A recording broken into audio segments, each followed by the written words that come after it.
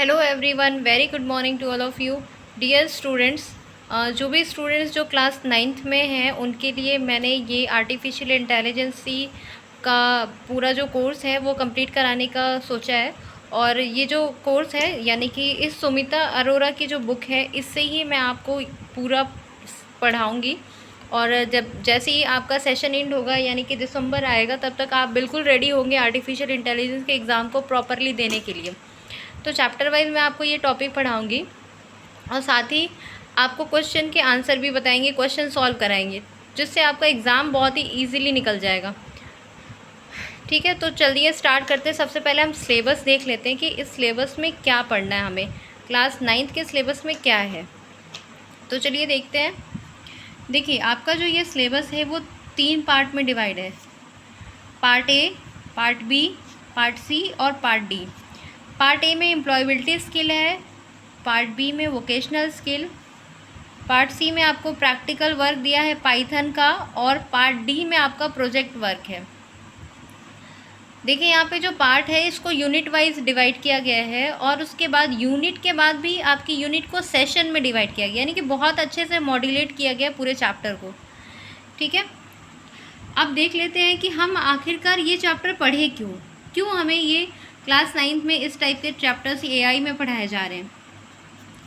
देखिए, यहाँ लिखा है एम्प्लॉयबिलिटी स्किल, और ये जितने भी आपके यहाँ पे पोर्शन दिए हैं यूनिट के, वो सब ऐसे हैं जो कि आपको एम्प्लॉयमेंट दिलाने में हेल्प करेंगे।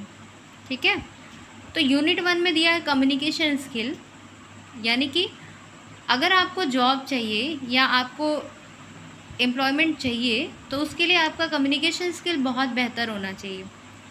कम्युनिकेशन स्किल में बहुत सारी चीज़ें आती है, आपका pronunciation, clear communication, complete communication, आप अपनी बात को सामने वाले तक कैसे पहुंचा रहे हैं, रिटन में दे रहे हैं, ओरल में दे रहे हैं, या किसी पिक्चर या इमेज का यूज़ कर रहे हैं, तो वो सारी बातें यहाँ बताई जाएगी। नेक्स्ट यूनिट है आपका सेल्फ मैनेजमेंट स्किल।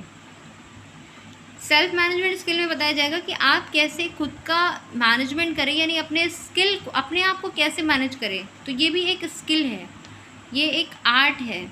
ठीक है, नेक्स्ट है बेसिक आईसीटी स्किल, यानी कि किसी भी स्टूडेंट को बेसिक कंप्यूटर आना चाहिए, यानी कि आईसीटी का जो फुल फॉर्म होता है वो इंफॉर्मेशन कम्युनिकेशन एंड टेक्नोलॉजी होता है। मैंने आपको यही बता दिया कि आपका एक क्वेश्चन क्लियर, यानी कि एक फुल फॉर्म आपने यही पढ़ लिया। ठीक वैसे ही हम इस पूरे चैप्टर को देखेंगे। तो आज हम स्टार्ट करते हैं कम्युनिकेशन स्किल का फर्स्ट चैप्टर। ओके, तो स्टूडेंट्स देखिए, यहाँ पे आपका जो कम्युनिकेशन स्किल का जो चैप्टर है इसको भी डिवाइड किया गया है सेशन में। मैंने आपको पहले बताया था कि सेशन में डिवाइड किया गया है। कम्युनिकेशन क्या है, उसका इंट्रोडक्शन, वे ऑफ कम्युनिकेशन, किस तरीके से हम कम्युनिकेशन करें, एलिमेंट ऑफ कम्युनिकेशन, कम्युनिकेशन में क्या क्या चीज़ों की ज़रूरत होती है, importance of communication, why communication is important, communication क्यों इम्पॉर्टेंट है, कैसा कम्युनिकेशन होता है, वर्बल होता है, नॉन वर्बल होता है, तो ये मेथड पढ़ेंगे हम यहाँ पे। उसके बाद दिया है visual and written method of communication, यानी कि विजुअल मतलब पिक्चर की बात कर रहे हैं यहाँ पे, कि आप कम्युनिकेशन कर रहे हैं किसी इमेज या पिक्चर का यूज़ करके। उसके बाद हम बात करते हैं यहाँ पे, देखिए इंग्लिश लैंग्वेज स्किल। अगर हमें बात करनी है किसी से तो हमें कोई एक लैंग्वेज आनी चाहिए। तो यहाँ बात कर रहे हैं कि इंग्लिश लैंग्वेज स्किल आपके पास होनी चाहिए, यानी कि आपको ग्रामर आना चाहिए, आपको पंक्चुएशन कहाँ लगाएंगे, किस तरीके से हम इंग्लिश लिखते हैं वो प्रॉपर आएगा, तभी तो आप लिख पाएंगे। ठीक है, नेक्स्ट हम देखते हैं। नेक्स्ट है आपका प्रोनाउंसिएशन रूल, यानी कि अगर आप कम्युनिकेशन कर रहे हैं, बोल के बात कर रहे हैं, तो आपको प्रोनाउंसिएशन आना चाहिए ना, कि हर वर्ड का को क्या प्रोनाउंस करेंगे हम, तभी तो आपका बेटर कम्युनिकेशन हो पाएगा। ठीक है, नेक्स्ट दिया है यहाँ पे सेंटेंस फॉर्मेशन। अगर आप रिटन कम्युनिकेशन कर रहे हैं, लिख कर के कोई अपनी बात कर रहे हैं, तो आपको सेंटेंस बनाने आना चाहिए। फिर दिया है यहाँ पर इंट्रोड्यूसिंग ऑफ वन सेल्फ, मतलब अपने आप को इंट्रोड्यूस करना। फिर ये वो सारे पॉइंट्स यहाँ पे दिए हैं। फिर ग्रीटिंग अदर्स, किस तरीके से हम किस दूसरे को ग्रीट करते हैं, या कोई लेटर लिखते हैं तो उसमें ग्रीटिंग कैसे लिखते हैं, तो वो सारी चीज़ें यहाँ पे हम पढ़ेंगे। तो ये आपका काफ़ी इंटरेस्टिंग टॉपिक है। चलिए स्टार्ट करते हैं सेशन 1, व्हाट इज़ कम्युनिकेशन। तो ये 3 यहाँ पॉइंट है जिसको हमें देखना है। तो चलिए सबसे पहले इंट्रोडक्शन दिया है, whether we realise it or not we are communicating all the time. हम हर समय बात करते रहते हैं, ठीक है, हम किसी न किसी से हर समय कम्युनिकेट करते हैं। Whenever we speak, write or send message over a phone like post, write email, etc., we are communicating in some way, directly, indirectly, verbal, non-verbal। जब भी कभी ये स्टेटमेंट क्या कह रहा है कि जब भी हम कभी बात करते हैं, जैसे हम बोल के या लिख करके या कोई भी मैसेज सेंड करते हैं फ़ोन से या रिटर्न, तो हम यहाँ पे क्या करते हैं, कोई ना कोई तरीका यूज़ करते हैं, यानी कि डायरेक्ट या इनडायरेक्ट या वर्बल या नॉन वर्बल, कोई ना कोई वे हम यूज़ करते हैं कम्युनिकेशन के लिए, राइट। नेक्स्ट एक यहाँ पे डेफिनेशन दिया है कि कम्युनिकेशन है क्या आखिर में, ठीक है।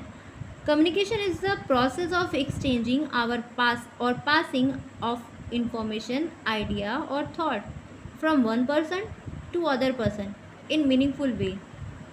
कम्युनिकेशन एक ऐसा प्रोसेस है जिसमें हम अपने आइडियाज़ को, अपने थॉट्स को किसी दूसरे के साथ एक्सचेंज करते हैं, यानी कि हमने अपनी बात उसको कही, उसने अपनी बात हमें कही, तो हम अपने बात को दूसरों के साथ शेयर कर रहे हैं, इसी को कहते हैं कम्युनिकेशन। साथ ही साथ यहाँ पे दिया मीनिंगफुल वे, और जिसका कोई मतलब हो, यानी कि ऐसा नहीं है कि आप किसी से बात कर रहे हैं तो बेमतलब का, आपने अपनी कोई इन्फॉर्मेशन, कोई न्यूज़, कोई मैसेज सामने वाले को दी, सामने वाले ने उसमें आपको फीडबैक दिया, यस ओके रिसीव हो गया, ठीक है। तो कम्युनिकेशन के लिए मोस्ट इम्पॉर्टेंट चीज़ें भी होती हैं कुछ जो कि आपको चाहिए, जैसे एक सेंडर होना चाहिए जो मैसेज भेज रहा है, दूसरा उस मैसेज को रिसीव करने वाला होना चाहिए, और तीसरा इम्पॉर्टेंट मैसेज होना चाहिए। उसके अलावा और भी बहुत सारी चीज़ें होती हैं जो कि हम देखेंगे। तो क्लियर है ये आपको डेफिनेशन कि कम्युनिकेशन क्या होता है। चलिए आगे देखते हैं। नेक्स्ट यह है सिग्निफिकेंस ऑफ कम्युनिकेशन, मतलब इम्पॉर्टेंट क्या है कम्युनिकेशन का। Communication is very important in all sphere, whether personal, professional, economic, social और अदर सिनारियोज। कम्युनिकेशन बहुत ही इम्पॉर्टेंट है, चाहे हम पर्सनली बात करते हैं अपने घर में या अपने किसी लोगों से, या हम प्रोफेशनल यानी किसी ऑफिशियल एरिया पे, वर्क प्लेस पे हम जो बात करते हैं, इकोनॉमिक, सोशल और other scenario. It helps understand people better, removing misunderstanding. Communication का जो इम्पोर्टेंस है ये क्या करता है, हमें हेल्प करता है दूसरे पर्सन को समझने में, और हमारी जो मिसअंडरस्टैंडिंग होती है उसको रिमूव करता है। It creates clarity of thought and expression.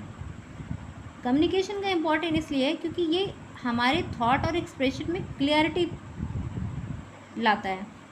अगर आप कोई बात किसी से कहना चाहते हैं और अगर आप क्लियर नहीं बोलेंगे, सामने वाले को समझ में नहीं आएगा, तो ऐसे कम्युनिकेशन का कोई भी मतलब नहीं होता।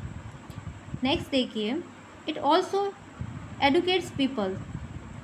ये क्या करता है, लोगों को एजुकेट करता है, यानी कि हमें बात करने का तरीका आ रहा है। इट मीन्स कि कहीं ना कहीं हम एजुकेटेड हैं, हम समझदार हैं, क्योंकि हमें पता है कि हमें सामने वाले से कैसे बात करना है, या अपने मैसेज को, अपने आइडियाज़ को, अपने थॉट को किसी दूसरे के साथ कैसे शेयर करना है, ठीक है। The communication bring people together closer to each other. अगर दो लोगों के बीच में अच्छा कम्युनिकेशन है तो वो एक दूसरे के करीब होते हैं। जैसे आपका कोई दोस्त है जो आपकी बातों को बहुत अच्छे से समझता है, आप उसकी बात को समझते हैं, तो आप दोनों क्या हैं, तभी तो बेस्ट फ्रेंड बनते हैं। नेक्स्ट है, it bridge the gap between individual and group and help them work as a team. Communication क्या है, एक ब्रिज यानी एक पुल की तरह काम करता है, जो दो लोगों के बीच के गैप को ख़त्म करता है। दो लोगों का बीच मतलब कि इंडिविजुअल यानी कि कोई सिंगल पर्सन है उसके बीच के गैप को भी ख़त्म करता है। अगर कोई ग्रुप है तो उनके बीच में भी कम्युनिकेशन गैप को ख़त्म करता है। यानी कि अगर दो लोग बात करना चाहते हैं तो वो कम्युनिकेशन लैंग्वेज का ही तो यूज़ करेंगे ना, तो इसीलिए कम्युनिकेशन बहुत ही इम्पॉर्टेंट है। चलिए अब देखते हैं कि नेक्स्ट वे ऑफ कम्युनिकेशन, यानी कम्युनिकेशन करने के वे कितने होते हैं, कितने तरीके होते हैं। तो देखिए, वर्बल फॉर्म होता है, non verbal form, written form, visual form. Verbal form में क्या होगा, कम्युनिकेटिंग ओरली, यानी कि हम बोलकर अपनी बात बताएंगे। नॉन वर्बल फॉर्म में हम क्या करेंगे, communicating using body language, gesture, tone और पिच। कभी कभी आपने देखा होगा कि आप अपने दोस्त से इशारे में बात कर लेते हैं, आप अपनी बॉडी लैंग्वेज का यूज़ करते हैं, यानी कि सिंबल का, जैसे आपने थंब दिखा दिया, थंब मीन्स ओके हो गया, ठीक है। किसी को आपने इस तरीके सिंबल दिखाया तो आप बोलते हैं ना वाह गुड, बहुत अच्छा लग रहा है। गेस्चर का, बॉडी टोन का, पिच का, जैसे क्लास में बैठकर आप सीटी विटी इधर उधर बजा देते हैं या इशारे में बात कर लेते हैं, तो वो पिच होता है, टोन होता है।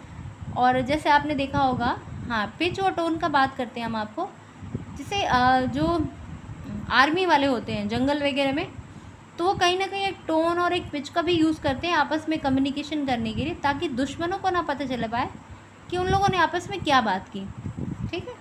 Written form of communication, written form of communication में क्या होता है, हम कोई भी बात अपनी लिख के देते हैं अपने हाथ से या फिर प्रिंट आउट करके देते हैं। विजुअल फॉर्म में क्या होता है, कम्युनिकेटिंग वाया पिक्चर, लोगो, पोस्टर, मैप और चार्ट। हम किसी से बात कर रहे हैं, क्या लोगों का यूज़ करके, पिक्चर का यूज़ करके, पोस्टर, मैप का यूज़ करते हैं। जैसे कोई अगर धरना प्रदर्शन होता है या कोई रैली निकलती है तो उसमें लोग फ़ोटो, पोस्टर, मैप, चार्ट ये सब लेके चलते हैं, यानी अपनी बात को वो कहने के लिए क्या कर रहे हैं, बैनर के थ्रू, पिक्चर के थ्रू लोगों तक पहुंचा रहे हैं। जैसे आपने देखा होगा कि पेट्रोल पंप पर या कहीं पे भी कोई इलेक्ट्रिसिटी बोर्ड पे अगर डेंजर का सिंबल बना होता है तो एक हड्डी बनी होती है, बोन्स बनी होती है ह्यूमन की, जिससे ये पता चलता है कि हाँ ये डेंजर जोन है, यहाँ नहीं जाना। तो कुछ कुछ चीज़ों को आपने सड़क पे देखा होगा कि जेब्रा क्रॉसिंग बनी होती है, तो जेब्रा क्रॉसिंग आपको बताता है कि आप यहाँ से क्रॉस कर सकते हैं, यहाँ पे आपको गाड़ियों को स्लो करना है। तो इस तरीके सिंबल्स जो होते हैं ना, वो भी हमें कम्युनिकेशन में हेल्प करते हैं। नेक्स्ट देखते हैं, नेक्स्ट है आपका एलिमेंट ऑफ कम्युनिकेशन, यानी कि कम्युनिकेशन के लिए कौन कौन सी चीज़ों की ज़रूरत पड़ती है। सेंडर, एक पर्सन होना चाहिए जो मैसेज को सेंड करे, और मैसेज आइडिया और इन्फॉर्मेशन या मैसेज बोल सकते हैं, मतलब एक सेंडर होगा, एक रिसीवर होगा। सेंडर और रिसीवर के बीच में हम भेज क्या रहे हैं, मैसेज, ठीक। उस मैसेज को कन्वर्ट करने के लिए एक इकोडिंग होगा, मैसेज को डिकोड किया जाएगा और उसका फीडबैक यानी कि रिस्पॉन्स मिलेगा। अब ये वाला जो चैप्टर है ना, वो आपको हम आगे नेक्स्ट क्लास, अच्छा आगे देख लेते हैं हम। चलो बच्चों, इस डायग्राम के थ्रू समझ देते हैं हम अपने एलिमेंट्स को, यानी कि देखो एलिमेंट्स ऑफ कम्युनिकेशन का क्या यूज़ हो रहा है। यहाँ पे देखिए एक सेंडर है, यानी कि एक पर्सन है जिसने अपना मैसेज भेजा।